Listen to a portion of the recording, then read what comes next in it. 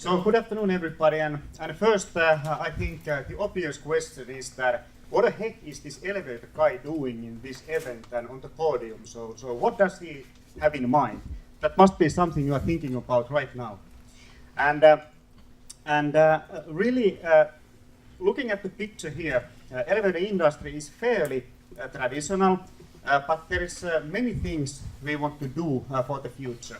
And certainly digitalization and industrial internet, they are a part of the picture. How many of you have seen this picture before? Do you know what that is?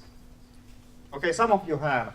So for the rest, this is a selection of Pope 2005. So you know those people who are waiting for this white smoke coming from the chimneys so that the new Pope would be announced. And when you look at this picture very carefully, you can perhaps see that there is one cell phone that must be some kind of Nokia account manager of Rome on the bottom right-hand corner. But when we compare this picture, what happened 2013? So this is the change. And for me, these pictures, they define the impact of digitalization. And that's why companies like KONE are interested in this development. I think this is actually quite amazing. Then there are well-known examples from the past. So what happens if companies do not understand or cannot leverage the impact of digitalization? And this is of course something most of you know well. How large companies such as Eastman Kodak went bankrupt. Actually, when the digital imaging in the world was peaking, so 2012. So more digital or more images were taken than ever before. Then one of the biggest companies go belly up. I think that is also quite a fundamental observation. And what describes the winner? So there is one company, Instagram, for example, a $1 billion USD market cap with 13 people at the same time. So this is what happens if those established companies do not understand what to do. And was that a bad management? No, I think it was a great company. But just misunderstanding or not understanding the kind of discontinuity and the size of that, it may lead to this kind of development and consequences. Then of course, I think here I'm with believers, so I don't need to explain this picture too much. For some other audiences, it takes a little bit longer. I think we all here appreciate that the industrial internet is at least as big discontinuity or phenomenon than industrial revolution or internet revolution were. So that is something which we need to keep in mind, and we had an excellent presentation just 10 minutes ago, so I'm not going to spend too much time here.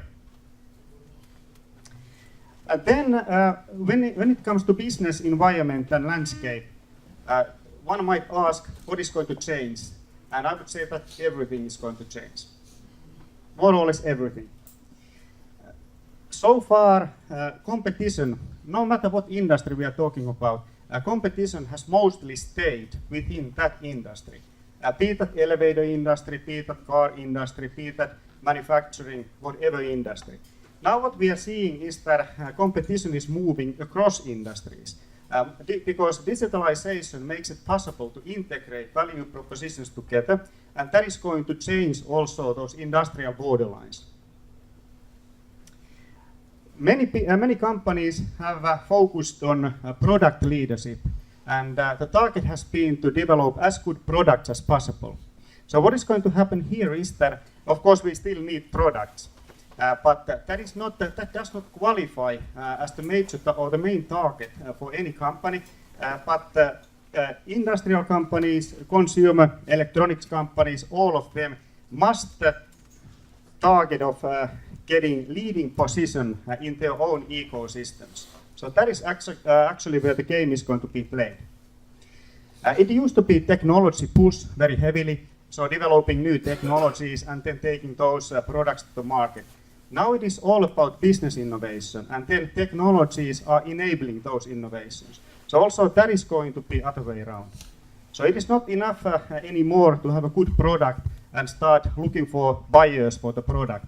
But you need to understand the business model the product helps, and how does it contribute to your customers' businesses. It used to be internal R&D, to some extent it still is, but more and more it is open innovation, it is value co-creation. For example, we, as KONE, we announced this API challenge at SLAS last year, just to check what kind of response we would get from that audience. And I can tell you it was great. So we got so many nice ideas that, well, this 20 minutes is not enough to tell what they were, but when we said that KONE would open up these controlling interfaces, there were a huge amount of companies who wanted to contribute and send the proposals how they would use those interfaces. There were smartphone applications, there were different IoT-based solutions, you name it. And then, of course, one last thing is that we also need to be able to renew our own competencies. So what we have done, what we have been doing so far is not qualifying as such for the future, but we also need to learn many new things. So pretty much everything is going to change, and I think that is what makes the situation so exciting. And then taking that, so what then are the implications to company such as KONE, who is known from those boxes that are moving up and down in the buildings, or some escalators, or some automated doors? So first of all, when you follow KONE communication, so it is all about people flow. Our strategy does not mention elevators, escalators, or doors. So we are only talking about people flow and how to make as good a people flow experience as possible. Of course, these three products are what we are known for. So here we have, again, elevators, escalators, and doors. But for smart buildings, which is actually the world we are living in at the moment with our solutions, we need something more.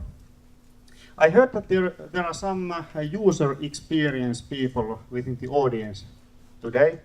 Are there? Okay, there are a couple of brave people who, okay, great. So this is for you.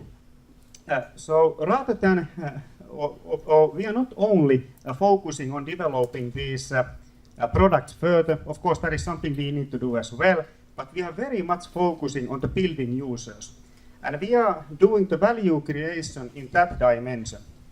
So thinking about from the first entrance of the building to the final destination, the office, apartment, whatever it is, so how the journey can be made as smooth and smart as possible. And we are really thinking about the users. Everything that helps to make this user experience better is within our business scope. So that is how we define our solution framework. Of course, then the reality is this. Building users are not buying those solutions. So even though we do the value creation and innovation in this user dimension, we need to understand that our customers, they are building owners, they are architects, developers, construction companies, facility managers. And this is the life they live. Huge amount of different building systems, technologies that are not talking to each other. The environment is totally not standardized. They are very siloed technologies that have been there forever. And many companies still believe that it is possible to add intelligence to the building just by developing these systems separately better and better.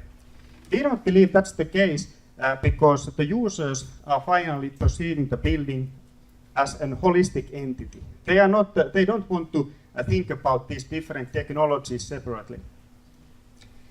So then, what a company such as KONE can do?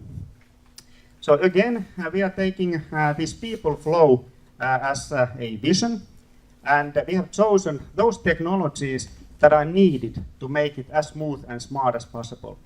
And they are related to access, identity of the people getting access to the building, how to find the right destination, how to get all the information, and how everything is monitored for safety and smooth operations. So I have here a very short video explaining what this means in practice. Digitization has dramatically transformed the way buildings function and the way people behave in them. Building operators face the dual challenges of ensuring that tenants can move around buildings as smoothly as possible while simultaneously providing improved security and access control. KONE's People Flow Intelligence solutions are designed to meet these challenges.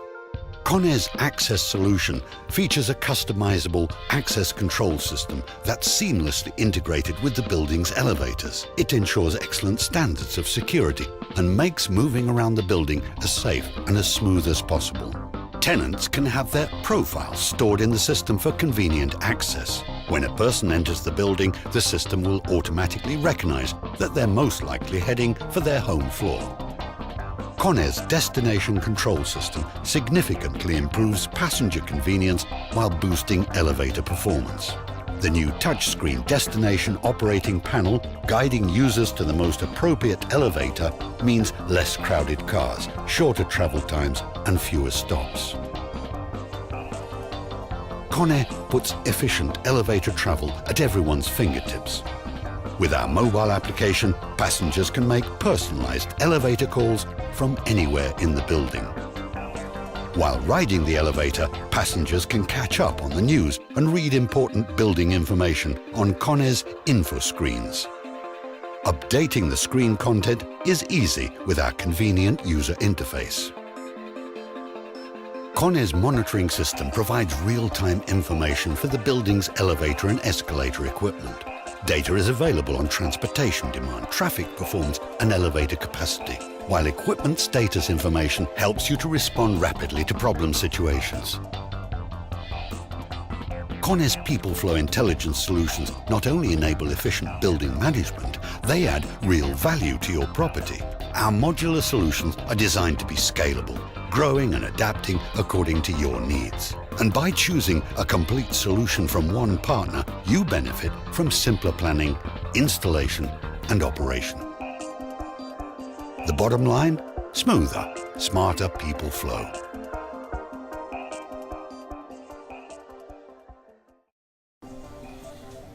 Okay, so this is what we have at this point in time. So everything that relates to people and how to make the smart buildings better in people flow respect, that is what we do as a company. Of course, we still need these physical products like elevators and escalators, doors and turnstiles, but the solution dimension, which we call people flow intelligence, that is becoming all the time more and more relevant in our strategy. And then just to conclude, so far so good, but what next? So how is this going to develop? Because this is something we already have at the moment. And then of course, this world is also going to be connected.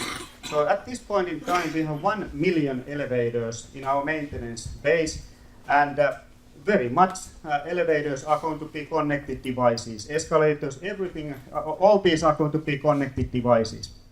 We are building what we call a KONE cloud that makes it possible to collect a lot of information, analyze that, and make operational actions based on the data. Then, of course, we must connect to our local environment because we are not alone in the building.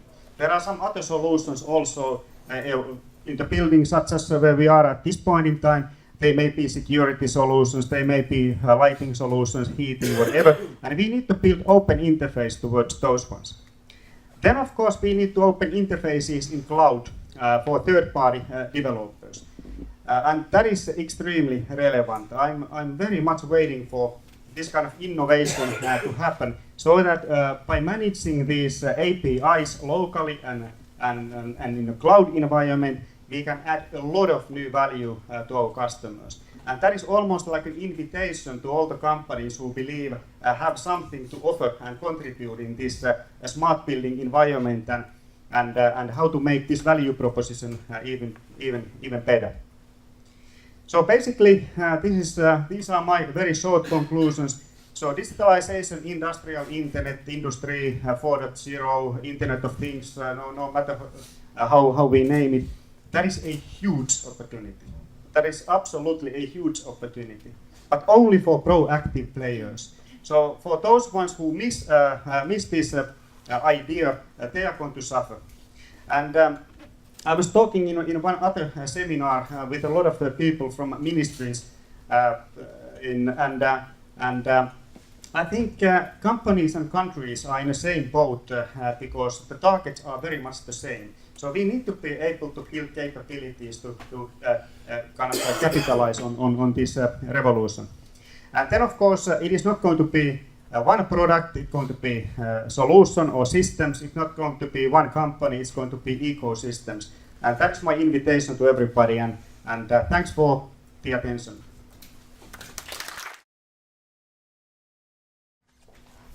API key. I want to build this as a part of Blind Square, so to make elevators more accessible for blind people or people in a wheelchair. Yes, very good question.